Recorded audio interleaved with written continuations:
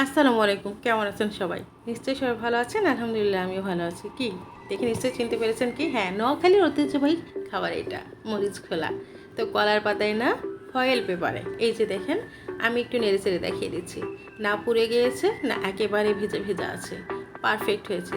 তবে এটা হচ্ছে সব ধরনের মিক্সড মাছ না, এইটা হচ্ছে আপনার কাচকি মাছের মরিচ খোলা।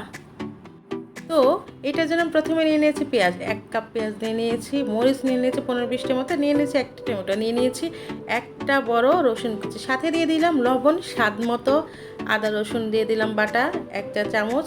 আর যেহেতু মরিচগুলো একটু ঝাল হয়, তাই আমি এখানে আরও 2 চা চামচ গুঁড়া মরিচ দিয়ে দিয়েছি। সাথে দিয়ে দিলাম 1 চা চামচ হলুদের গুঁড়া, দিয়ে দিচ্ছি 1/2 চা চামচ ধনের গুঁড়া, 1/2 চা চামচ জিরার গুঁড়া, আর 1 মুঠ ধনেপাতা দিয়ে দিচ্ছি। ছোটো মাছে ধনেপাতা না হলে তো ভালো লাগে না। সাথে দিয়ে দিলাম 4 টেবিল চামচ মতো তেল, এবং হাত দিয়ে সবগুলো খুব ভালো মতো এখন মাখাবো।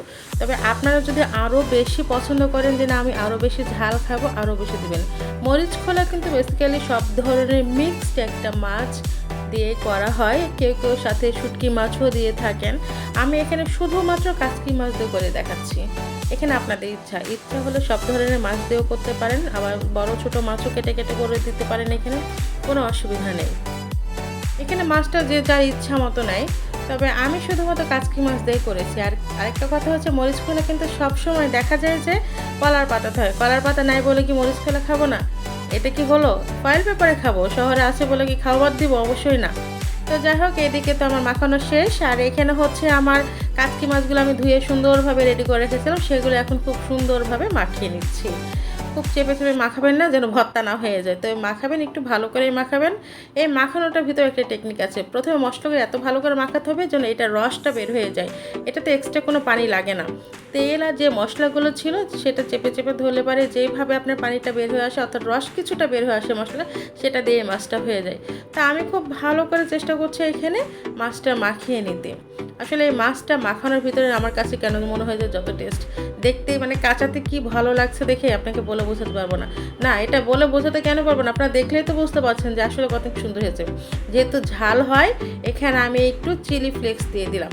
আপনারা ইচ্ছা করলে এখানে কিন্তু শুকনা মরিচও কেটে দিতে পারেন। চিলি ফ্লেক্স দিলে কি হয়, একটু ফ্লেভারটা ভালো আসে, আরও ভালো লাগে। তো সব কিছু দিয়ে আমি খুব ভালোভাবে মাখিয়ে নিলাম।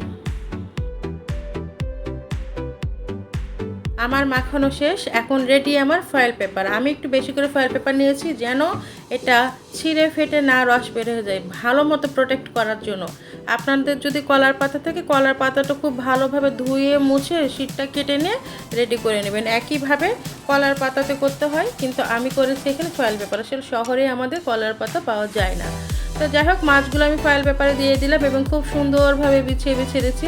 মাছগুলো মানে মাখানো দেখে বোঝা যাচ্ছে যে কতটা ভালো লাগছে দেখে। আর রান্নার পরে এটা স্বাদ আসলে বলে বোঝানো যাবে না, অসম্ভব মজার একটা খাবার।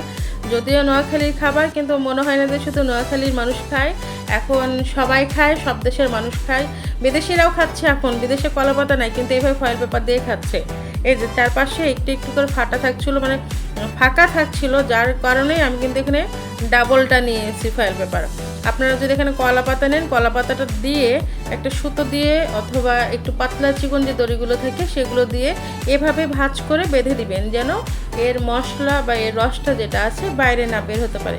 একটু তো বের হবে সেটা না, যেটা অটোমেটিক্যালি বের হবে সেটা হচ্ছে আলাদা কথা, কিন্তু যতটা সাবধানে দেওয়া যায় ততটাই সাবধানে দিবেন।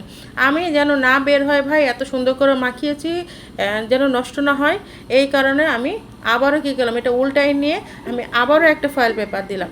আপনারা যদি ইচ্ছা করেন এভাবে দিতে পারেন। তো দেখে নিলেন যে কিভাবে আমি ফয়েল পেপারটা রেডি করলাম। এখন হচ্ছে চুলায় একটা প্যান বসাই দিচ্ছি, ফ্রাই প্যান। আমি একটু নষ্টটা নিয়েছি আগেরটা, নতুনটা দিবেন না, এরকম পুরান হলে ভালো হয়, দিয়ে ঢেকে দিয়েছি এভাবে। এটা আসলে দেওয়াটা ওইখানে ওই ক্লিপটা নেওয়া হয় না বা মিসিং হয়ে গেছে এখানে আমার এডিটিংয়ের সময়। তো এইভাবে প্রায় আমি আধা ঘন্টা রেখে দিব। এই যে আধা ঘন্টাতে এখানে উপরে একটু হলুদ দেখতে পাচ্ছেন, তো 2 চামচের সাহায্যে আমি আধা ঘন্টা পরে এভাবে উল্টিয়ে দিচ্ছি। একটু সাবধানতার সাথে উল্টাবেন, কেউ যদি না পারেন তো ফ্রাই প্যানের যে ঢাকনাটা থাকে সেটার মধ্যে উল্টাই নেবেন। দেখেন আমি এতটা সুন্দরভাবে দিয়েছিলাম, আমার একটুও রস বের হয়নি। এখন কিন্তু আমি আবার একটু চেক করে নিলাম যে কী অবস্থা, দেখা যাক কী হয়েছে। তো তো এইভাবে আমার কাছে মনে হলো যে না হয়ে গেছে। এই যে বলেছিলাম অটোমেটিক্যালি কিছু রস বের হবে, তো এই যে বের হয়ে গেছে। এই তো দেখে বুঝতে পারছেন 3টা লেয়ার দেওয়ার পরে বের হয়েছে, এটা বের হবে, এটা অসুবিধা। এবং এটা যখন বের হয় এত সুন্দর গন্ধ বের হয়, মানে বিশ্বাস করেন পুরা ঘর বাড়ি মনে হয় যে এইটার গন্ধে মোমো করছে, কখন খাবো এরকম একটা ফিলিংস আসে, অসম্ভব মজা। তো আমার এটা যেহেতু হয়ে গেছে, আমার এটা এখন খোলার পালা। তো এটা এখন আমি খুলে দেখবো যে এটা কী অবস্থা। এটা তেলটা বাইরে বের হয়ে আসছে, এটাই হয়ে আসে। তো আমার তো এটা হয়ে গেছে, আমি খুলে একটু দেখেছিলাম প্রথমে। তো এখন এটা আমি প্লেটে উঠাই নিয়েছি এবং এটা আমি গরম গরম চেষ্টা করছি খুলে ফেলার, ছিঁড়ে ফেলার। দেখেন কি অবস্থা, মানে কি সুন্দর যে একটা গন্ধ বের হয়, বিশেষ করে রসুন, কাঁচামরিচ, চিলি ফ্লেক্স, ধনে পাতা, টমেটো, এমনিতেই তো ভালো লাগে। তা আমার এটা এখন পারফেক্ট ডান। খুব সহজভাবে আপনাদেরকে দেখিয়েছি, আপনাদের যদি ভালো লাগে অবশ্যই করবেন, এভাবে বাসায় ট্রাই করবেন। ফয়েল পেপার দিয়ে করবেন, কাচকি মাছ দিয়েও করা যায়। আর অবশ্যই আমার রান্নাটা যদি আপনাদের ভালো লেগে থাকে, আমার চ্যানেলটার সাথে থাকবেন এবং আমার চ্যানেলটা সাবস্ক্রাইব করে পাশে থাকবেন, দোয়া করবেন আমার জন্য। আল্লাহ হাফেজ, আসসালামু আলাইকুম।